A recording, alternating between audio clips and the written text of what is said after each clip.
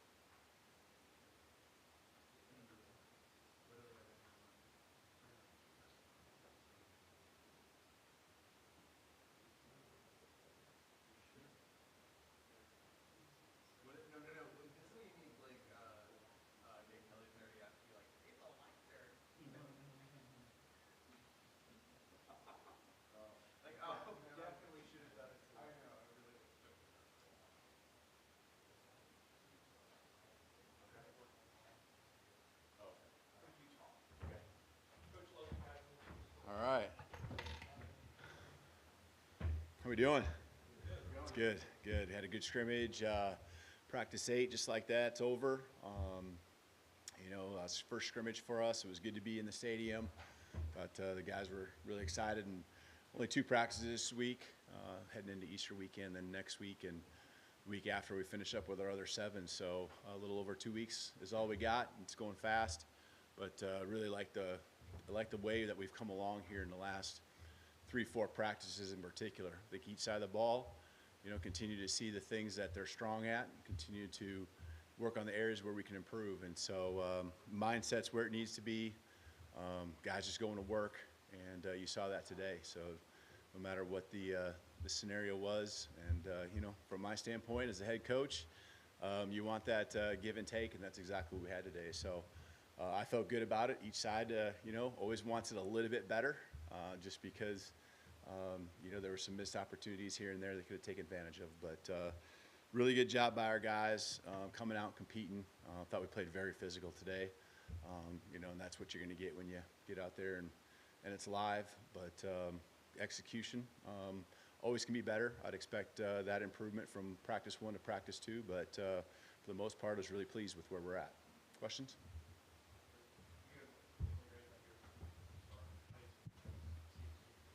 Coach, what are you looking for during these spring scrimmages and keeping a closer eye on that indicate the team and the staff is progressing well? Yeah, I think it's just the simulation of a game, and so substitutions, this is the best time when you can really, get an idea of how we're going to substitute. And, the officials out there, we have some officials every practice, but the real orchestration of Holt standing over the ball when we get a sub, defense, matching those substitutions, playing the down and distance, knowing the situation we're in. So a lot to teach off of. We ran probably about 85 to 90 plays today. So a lot of good teaching that we can get there. And that was probably as good a first scrimmage as I could have hoped for. How did Jalen Milrow look out there today, and could you update us on Jalen Hale as well? Mm-hmm. Yeah, Jalen Milrow has been super consistent. He's done a good job, I think, of just playing ball. And, he's got that dual skill set, being able to run and throw. And, now that we have enough things in where he can utilize all of that, you can see even the play calling working around what he brings to the table. And he's tough to handle.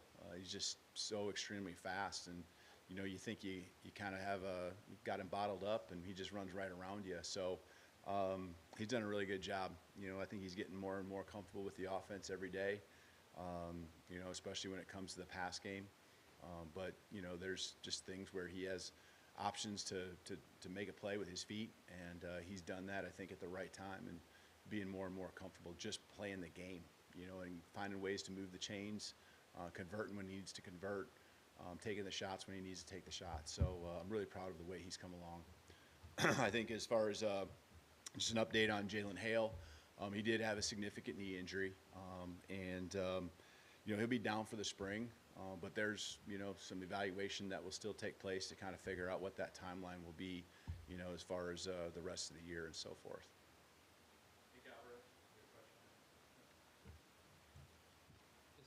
Aside from Jalen Milrow on the other quarterbacks, how do you split up reps on a day like today, and how are they progressing consistent with what you like?